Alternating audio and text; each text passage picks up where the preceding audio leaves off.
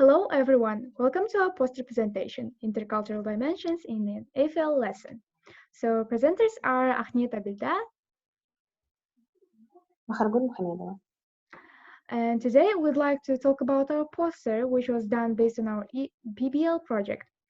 Throughout the course, with the help of PBL approach, we designed teaching guidelines, the coursebook pages, and the PowerPoint presentation. And now we will share our experience in completing these projects, what challenges we have faced, and what we have learned through this project. And the most important purpose of this project was to gain knowledge about ICC and the intercultural dimensions, and to be able to implement them in AFL lessons. Another purpose of this project is collaboration. Therefore, we draw up our own collaboration protocol where we mention all responsibilities and duties that were distributed between us. And now we'll talk about the 7 main elements of project-based learning. Okay, and the thing that pushed us to do this project was the challenging question to implement our ICC incidents into the EFL class, which gave us opportunity to investigate, explore this problem, and come up with an effective project. So in order to explore this problem, we have collected the data from different sources.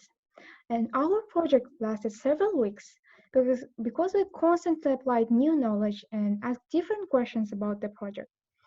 So we used different sources to collect the information for our project. The next element is authenticity. Our project is authentic since ideas were taken from our own real life. It encouraged us to apply it in real situations and had a positive impact on us. So the next important element is students' voice and choice. So our own voice and choice. So of course, we're in charge of what we're doing on our own project and also had an opportunity to choose how to collaborate with our teammates and groupmates. As Bakhargul mentioned in her collaboration protocol.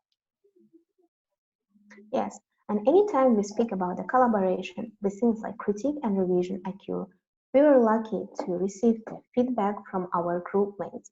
They provided us with a constructive critique on the work that was done.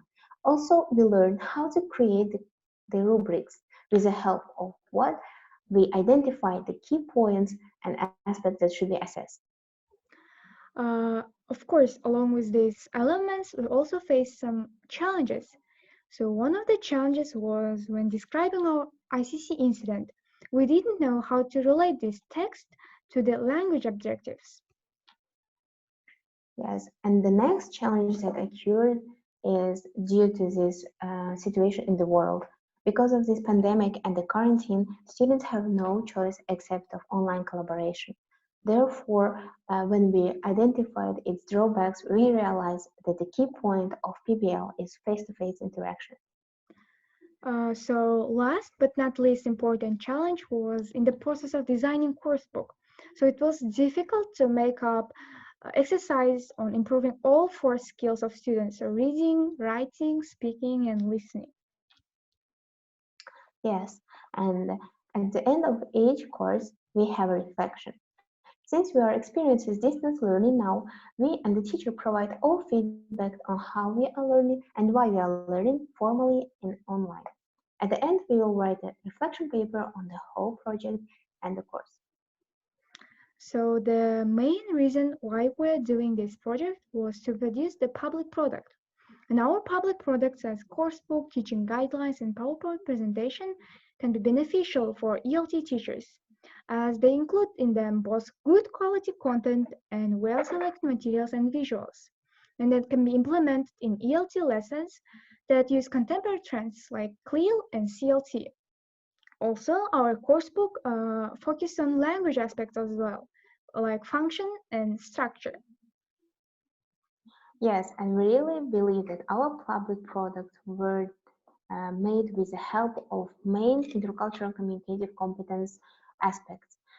In the process of designing coursebook and teaching guidelines, we referred to Edward Hall's culture theory about the high and low context culture. Also, we used the host's cultural dimensions to describe our ICC incident. As in our ICC incidents, there were two cultures like Korean culture and Kazakh culture. So we realized that Korean culture has low power distance and Kazakh culture has high power distance. So we were referred to the Hofstede's cultural dimensions. Yes, also when we were writing our learning objectives, we recognized the importance of Byram's model of ICC, and we used it to complete the project. So now you can see the course book and teaching guidelines here. If you have further questions, you can ask it in the comments. Feel free to ask them. We'll be happy to answer all of them. Thank you for your attention. Thank you. Goodbye. Goodbye.